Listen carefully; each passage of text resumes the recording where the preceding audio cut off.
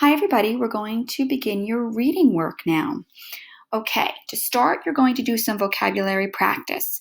So you're going to log on to Spelling City. Okay, we're going to continue using this for reading vocabulary work. So we're going to go to Spelling City, and here it is. Okay, and you're going to click on Vocabulary Test Me, and you're going to take the quiz. This is due today, so please make sure you do it. It's called Vocabulary Test Me. All right, so you're going to work on that. After you do Vocabulary Test Me on Spelling City, you're going to come down here and we are going to be reviewing author's purpose. So author's purpose, excuse me, wrong tab. Here we go. Author's purpose is something that we've done many times. We're going to do some practicing together. Let's see how you do recognizing the author's purpose for writing. All right, so we're going to read over this first slide together. Todd was in his basement. He was searching everywhere for his sled. Across town, Benny was in his attic. He was searching too. It was time for one more of Todd and Benny's contests. This time the winner would be the first to make sled tracks down the big hill. Todd planned to be first. So did Benny. What was the author's purpose for writing this? Now remember, the author's purpose is to is to inform, persuade, or entertain. So what do you think this story was about? It's about a boy who was looking for a sled to go sleigh riding, to go to a sled contest. Okay, so what do you think this was about? It's not really informing you of any facts. Is it asking you to do anything, like persuade you to do something? Or do you think it's just a story to entertain you? Which do you think? I'll give you a second. If you chose entertain, you are correct. Now, same story, okay? Todd was in his basement. He was searching everywhere for his sled. Across town, Benny was in his attic. He was searching too. It was time for one more of Todd and Benny's contests. This time, the winner would be the first to make sled tracks down the big hill. Todd planned to be first. So did Benny. What does the author want to do? Does the author want to describe a snowy day? Do you think the author's talking about describing a snowy day? Explain how to use a sled? I don't know about that. Or tell a story about a winter contest between two boys. Well, it says here, it was time for one more of Todd and Benny's contests. It's kind of a key word, kind of clues you in a little bit. So what do you think? What do you think would be the right answer? What do you think would be the right answer? I think it's this one. I think it's tell a story about a winter contest between two boys. I definitely think that. All right, let's do another one. Vote for Carl for class president. Carl is a leader. Last year in 4th grade, he was a great vice president. This year, he volunteers to help with after-school clubs. He will do great things for our class. Carl promises more school dances and better choices at lunch. So vote for Carl for class president. What is the author's purpose for writing this? Do you think it's to inform you? Do you think it's to persuade you to do something? Or do you think it's just to entertain you? I'll give you a minute and see what you think. If you chose persuade, you are correct because they are persuading you to vote for Carl for class president. That's what they're doing. So that would be something that is persuading you to do something. Okay. Let's read the same one again and let's see what we're going to choose. Vote for Carl for class president. Carl is a leader. Last year in 4th grade, he was a great vice president. This year, he volunteers to help with after-school clubs. He will do great things for our class. Carl promises more school dances and better choices at lunch. So vote for Carl for class president.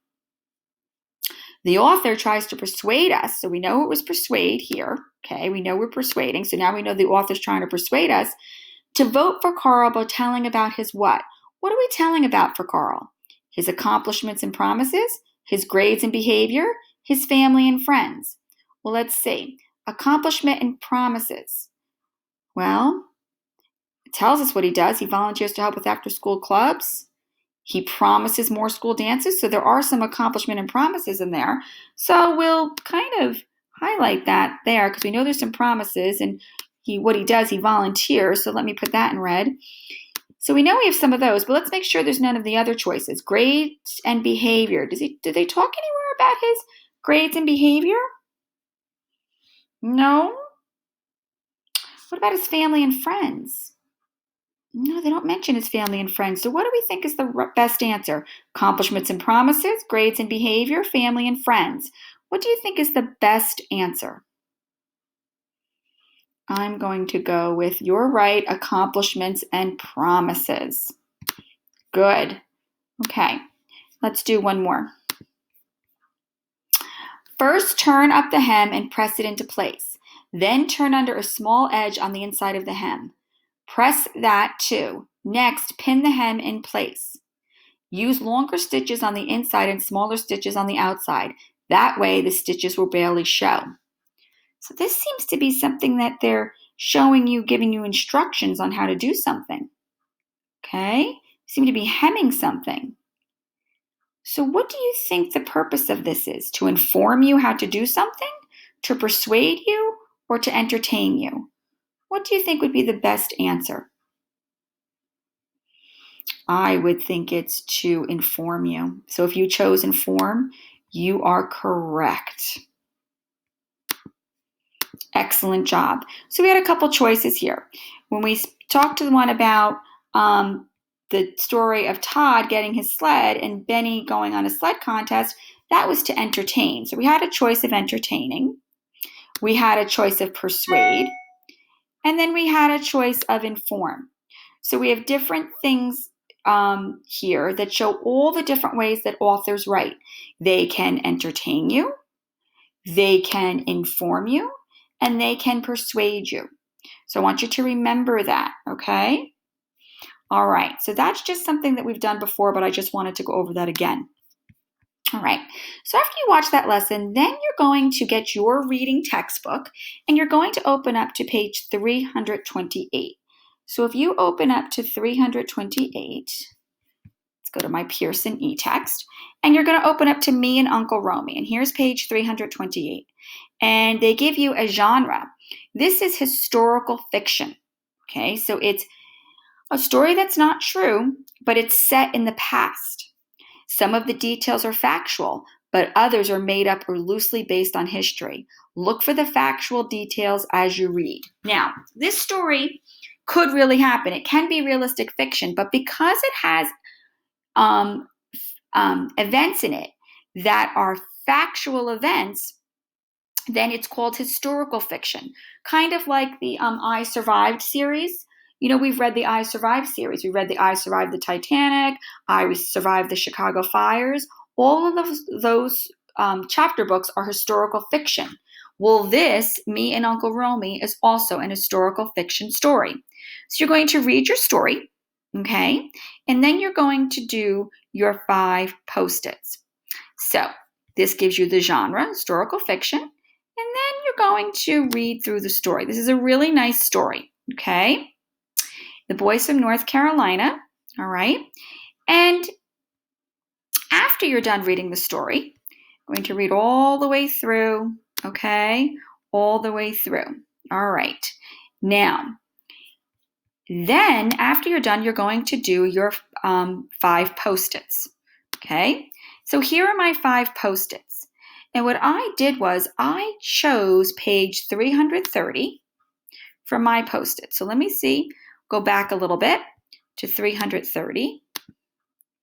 And the connection I made is the story, the boy James is going to New York City.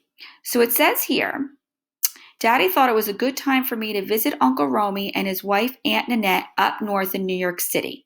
All right, so what I did was I went back and my connection was on page 330.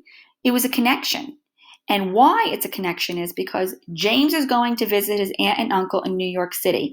I enjoy going to New York City. So when I heard that he was going to New York City, as I was reading the story, I thought, I stopped at page 330 and I said, I have a connection. Okay, so what you're going to do is you're going to read the story, Me and Uncle Romy. Again, starts on page 328, and you'll do your 5 post-its.